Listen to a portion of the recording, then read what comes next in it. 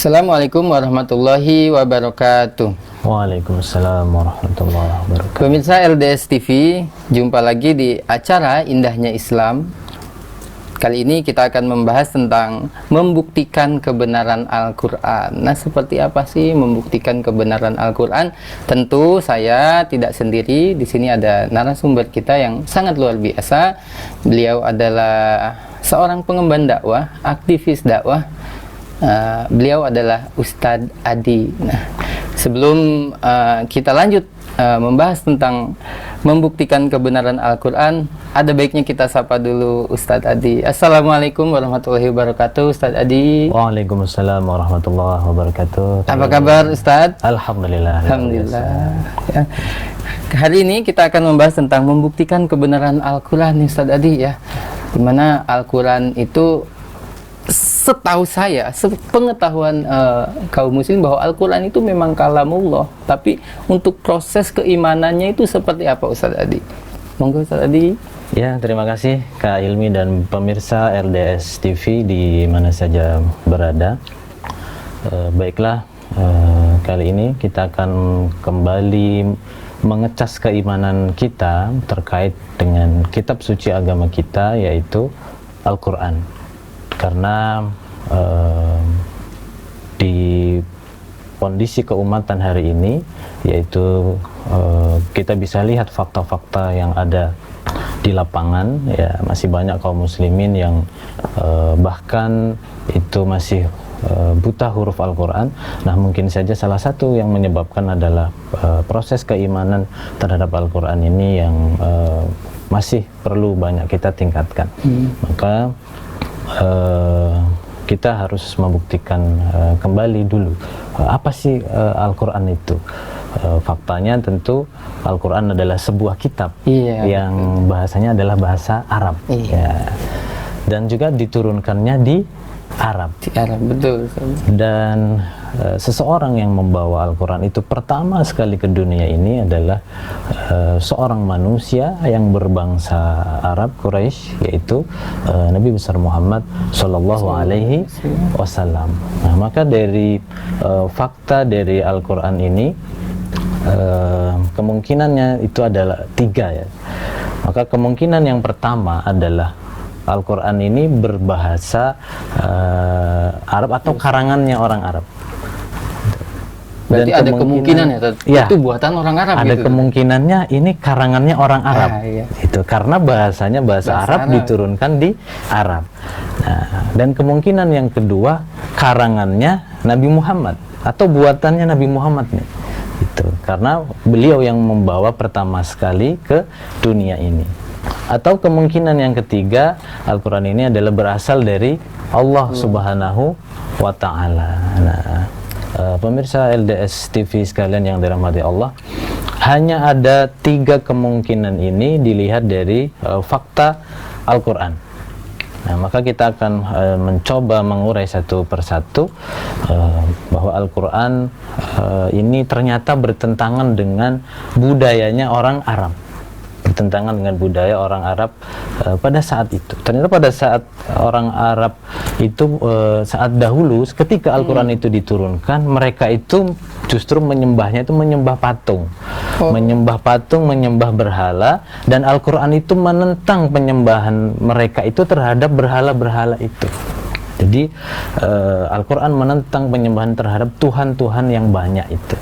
Dan juga pada saat itu di era pertama sekali Al-Quran diturunkan, yaitu masyarakat Arab jahiliyah, ya, pada itu pada saat itu terbiasa dengan zina, terbiasa juga dengan miras, terbiasa dengan judi, dengan riba, dan bahkan pelecehan terhadap wanita. Dan ternyata Al-Quran itu mengharamkan perbuatan yang mereka sukai, gitu. Maka dari sini bisa kita simpulkan di awal juga bahwa, ya, tidak mungkin kalau mereka sendiri yang mengarang Al-Quran. Karena Al-Quran bertentangan dengan apa-apa yang mereka sukai, seperti itu. Dan juga ternyata Allah sudah menantang, ya, bahwa siapa saja yang meragukan terkait dengan Al-Quran ini, maka seperti yang disebutkan di dalam surat Al-Baqarah ayat yang ke-23 ya. A'udzubillahi minasyaitonirrajim. Bismillahirrahmanirrahim. Wa in kuntum fi raibin mimma nazzalna ala 'abdina fa'tu bi suratin min mithlih wad'u syuhada'akum min dunillahi in kuntum shadiqin. Artinya, dan jika kamu tetap dalam keraguan tentang Al-Quran yang kami wahyukan kepada hamba kami Muhammad, maka buatlah satu surat saja. Jadi ini bentuknya tantangan, Ustaz, tantangan dari Allah Subhanahu wa taala. Sebelumnya di ayat yang lain itu tantangannya buatlah 10 surat. Oh gitu. Yang semisal dengan Al-Quran. Namun tidak ada yang mampu nih orang Arab pada saat itu diturunkan. Tantangannya diturunkan. Satu surat sajalah. Karena faktanya pada saat itu banyak yang meragukan juga terkait dengan Al-Quran. Nah, buatlah satu surat saja yang semisal dengan Al-Quran dan ajaklah penolong-penolongmu itu selain daripada Allah. Wow. Jadi kalau seumpamanya jadi boleh minta tolong siapapun gitu. Mau minta tolong jin, mau minta tolong dari bangsa manusia yang terkuat, jin yang terkuat, silahkan, kata Allah. Buatlah yang semisal dengan Al-Quran itu. Dan apa yang terjadi? Ternyata tidak bisa. Tidak ada yang bisa yang membuat yang semisal dengan Al-Quran. Maka jika kamu orang-orang yang benar, in kuntum shadiqin. Al-Baqarah surat yang kedua ayat yang ke-23. Maka dan ada seorang nabi palsu yang tertantang tuh membuat yang semisal dengan Al-Quran, yaitu Musailamah Al-Kadzab. Itu ada seorang sahabat Nabi yang menyampaikan itu Rasulullah baru saja mendapatkan wahyu, yaitu surat Al-Asr, wa asri ketika itu. Nah, Musailamah Al-Kadzab ini juga menyampaikan bahwa saya juga dapat nih dari Tuhan, dari Allah. Ternyata bunyinya ini malah lucu, yaitu ya waber innama anta udhunani wa sadr wa sairuka hafrun naqr. Ini kalau dilihat dari maknanya, dari artinya, ini tidak ada pelajaran yang bisa diambil sama sekali dari ayat Al-Quran yang dibilang oleh Musailamah Al-Kadzab ini, yang seperti juga Al-Quran. Hai kelinci, sesungguhnya kamu memiliki 2 telinga dan 1 dada, dan semua jenismu suka membuat lubang. Ternyata artinya hanya seperti puisi pada umumnya. Tidak ada pelajaran yang bisa diambil dari apa yang disampaikan oleh Musailamah Al-Kadzab, yang dia mengklaim ini datangnya juga dari Allah Subhanahu wa taala. Luar biasa, Ustaz. Ini pembahasan yang sangat luar biasa. Mungkin teman-teman atau LDS TV dimanapun berada mungkin penasaran dengan pembahasan kita kali ini, tapi mohon maaf tunggu dulu sebentar karena kita akan rehat sejenak. Maka jangan kemana-mana, tetap di LDS TV dalam acara Indahnya Islam.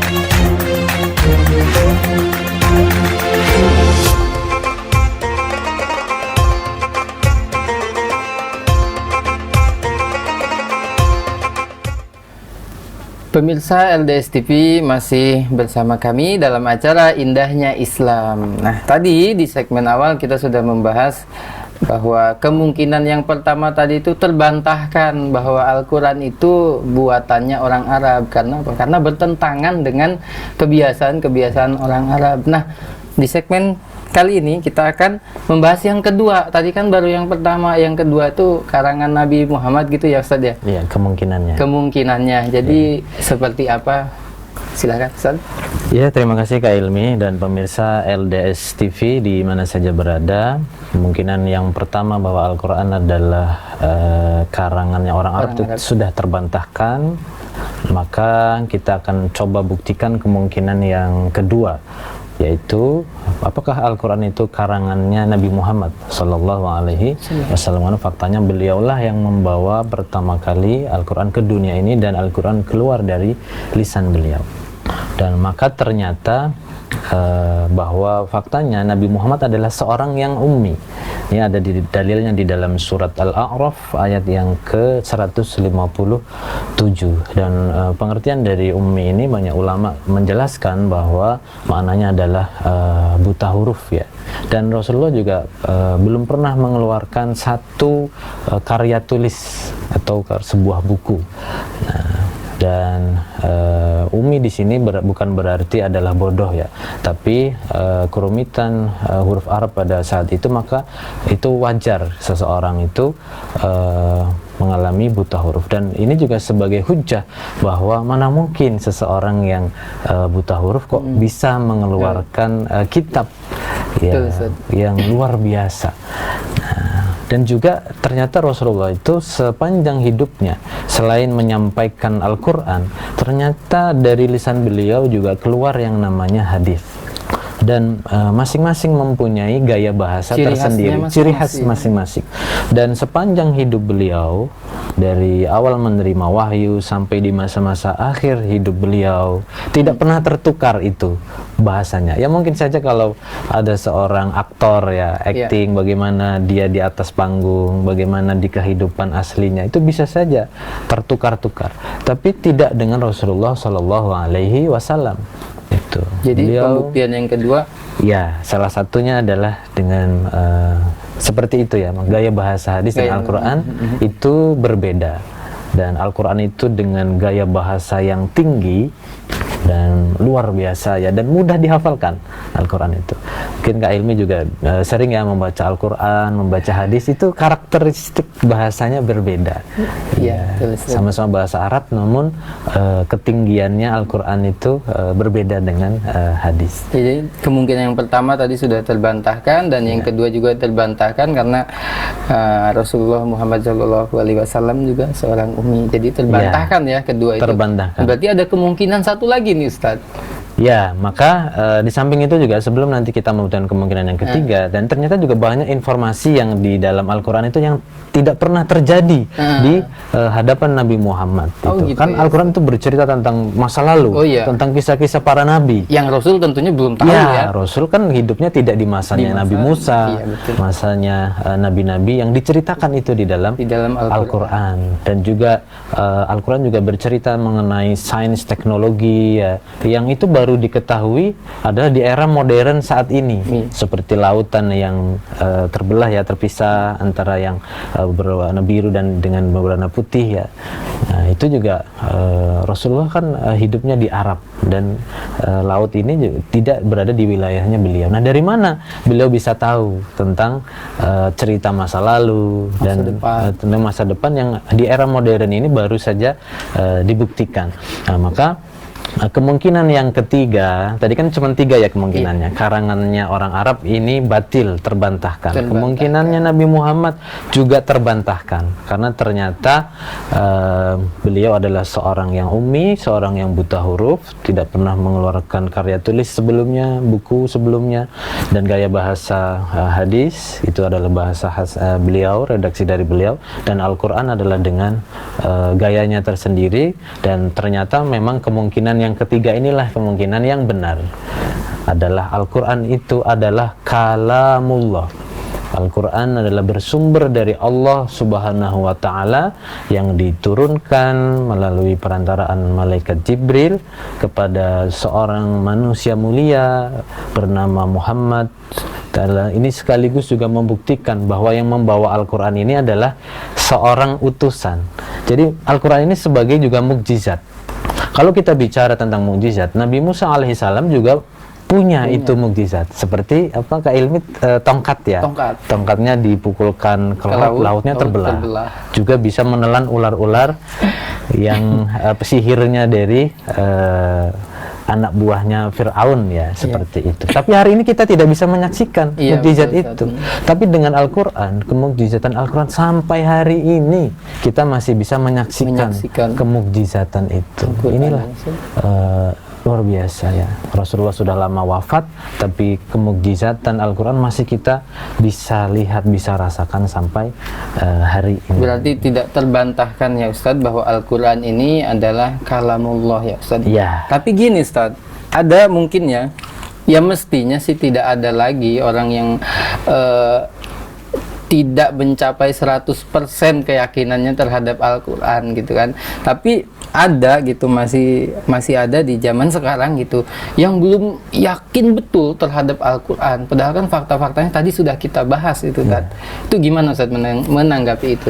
Ya, itu menjadi PR kita bersama. Bagaimana berarti di sini memang harus ada dakwah yang kita lakukan di tengah-tengah umat untuk menguatkan umat ini supaya ya Al-Quran itu adalah kitab suci kita. Kita sebagai seorang muslim tahulah Al-Quran itu adalah kitab sucinya umat Islam. Tapi bagaimana dengan tingkat keimanan mereka? Kalau kita lihat dari bagaimana kaum muslimin dari segi mungkin tingkat buta huruf aksara Quran yang masih sangat tinggi di negeri ini, kita bisa melihat mungkin seperti apa tingkat keimanan kaum muslimin di negeri ini terhadap kitab sucinya, Al-Qur'annya yang Islam itu diimaninya semenjak lahir.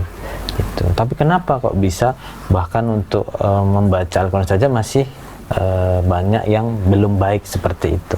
Nah, ini kan berarti kita harus mulai terus mengedukasi umat tentang bagaimana proses keimanan yang benar terhadap Al-Quran, yang memuaskan akal, menenteramkan jiwa, dan juga sesuai dengan fitrahnya manusia. Mudah-mudahan dengan metodologi keimanan seperti kita tadi, pembuktian, karena apalagi anak milenial hari ini kan mereka kenapa harus Al-Quran? Banyak pertanyaan, perlu bukti. Itu melalui tapi bukannya pemikiran. Itu tugas Ustadz aja kan, itu wilayahnya Ustadz. Saya kan manusia biasa Ustadz. Itu adalah tugas kita bersama. Tugas kita bersama ya Ustadz. Jadi pemirsa LDS TV dan dakwah itu tugas kita bersama. Jadi kondisi nih Tad, ini bicara kondisi yang secara umum mayoritas Indonesia itu kan beragama Islam. Tapi ternyata fakta yang saya baca itu ada 72% ya Muslim di Indonesia itu masih buta aksara Al-Quran. Termasuk di daerah-daerah terpencil Ustaz. Iya. Betul ya, ini fakta. Nanti juga pemirsa bisa melakukan survei sendiri juga bagaimana kemampuan baca Quran saudara-saudara kita, sahabat kita, atau diri kita sendiri.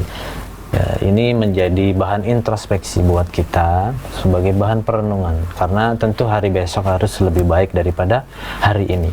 Jika kita ingin mengukur bagaimana kemajuan seorang muslim dalam, tentu ukurannya adalah bagaimana pemahamannya terkait dengan agamanya. Ya, yang sangat gampang mengukurnya adalah karena kitab suci agama Islam adalah Al-Quran, jadi kita bisa mengukur. Dan ternyata fakta salah satunya itu adalah, itu bisa juga kita lihat seperti yang disampaikan oleh salah satu anggota MPR RI bahwa 72%. Afwan Ustaz, kita break sejenak ya. LDS TV dimanapun berada, kita masih akan melanjutkan tentang pembahasan ini, tapi kita akan rehat sejenak. Maka jangan kemana-mana, tetap di LDS TV.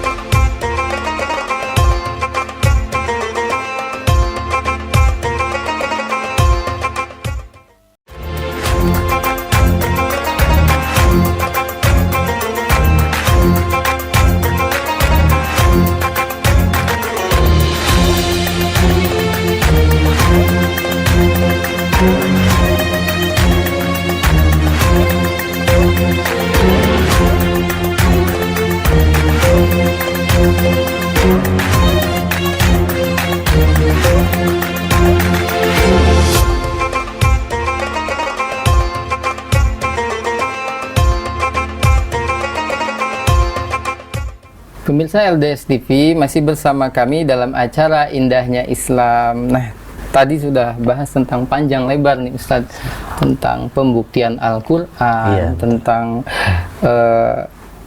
masyarakat di Indonesia yang mayoritas Muslim tapi ternyata masih banyak yang buta aksara Al-Quran. Udah ngomong ya, ngobrol segitu panjang lebarnya, tapi belum tahu nih ya tentang kegiatan Ustadz nih sehari-hari itu seperti apa. Ya, dalam keseharian Ustaz. Ya, terima kasih Kak Hilmi dan pemirsa LDS TV di mana saja berada, dari Al-Fakir ya, lengkap Adi Sumanto. Itu sehari-hari juga menjadi pegiat wakaf ya di Badan Wakaf Al-Quran Cabang Lampung. Cabang Lampung ya. BWA, singkatan dari Badan Wakaf Al-Quran itu BWA, Kak Ilmi. Ini merupakan lembaga filantropi Islam yang menjadi jembatan yang menghubungkan antara sang wakif dan pemetik manfaatnya di seluruh wilayah negeri ini, utamanya adalah di wilayah pelosok negeri ini, wilayah rawan akidah, wilayah rawan pendidikan. Nah, salah satu solusi di dalam ajaran Islam adalah wakaf ya, untuk menyelesaikan berbagai macam masalah problematika keumatan. Maka BWA mempermudah wakif untuk berwakaf dan berdonasi serta menyalurkan bantuan kita itu supaya jangkauannya bisa jauh, Kak Ilmi. Mungkin kalau kita contoh ini ingin berwakaf Quran, kalau kita sendiri menyalurkan mungkin jangkauan kita hanya di sekitaran kita terdekat. Tapi dengan adanya BWA, Badan Wakaf Al-Quran ini, kita bisa menyampaikan tanda kasih cinta kita kepada saudara kita sesama Muslim itu kepada saudara kita non jauh di sana, sampai ke Papua, pelosok Papua, sampai juga ke Aceh, Sulawesi Selatan, Sulawesi Utara, hampir di seluruh wilayah kita ada programnya di Badan Wakaf Al-Quran. Dan di BWA sendiri ternyata programnya bukan hanya wakaf Quran. Ada wakaf apa lagi? Ada juga program wakaf sarana air bersih, ada program wakaf listrik dengan tebar cahaya Indonesia terang itu. Juga ada wakaf produktif. Nah, tapi memang yang paling utama adalah program wakaf Quran.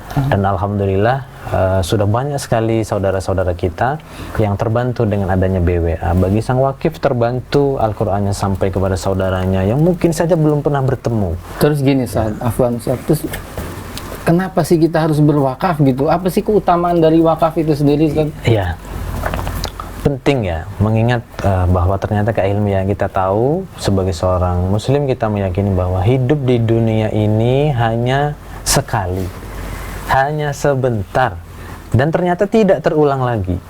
Dan ternyata hidup yang hanya sekali, hanya sebentar, dan tidak terulang lagi ini ternyata menentukan posisi kita nanti di sana, di akhirat sana. Maka kita membutuhkan amalan yang pahalanya itu besar. Sebagai Muslim yang cerdas, terus mengalir gitu ya, terus mengalir. Mungkin bandingannya seperti ini, jika kita hanya mengandalkan pahala dari sholat itu, nanti ketika kita sudah meninggal dunia, kita tidak bisa lagi itu ibadah sholat, udah pendem, nggak bisa sholat. Iya, sudah meninggal dunia, dikubur. Tapi kalau kita punya amalan sedekah jariyah atau wakaf ini, maka walaupun nanti kita sudah terbaring di kuburan, sudah menjadi tanah liat kembali kita, tapi kebermanfaatan masih bisa kita berikan kepada manusia yang hidup setelah kita. Itulah indahnya ajaran Islam, yaitu sedekah jariyah atau wakaf.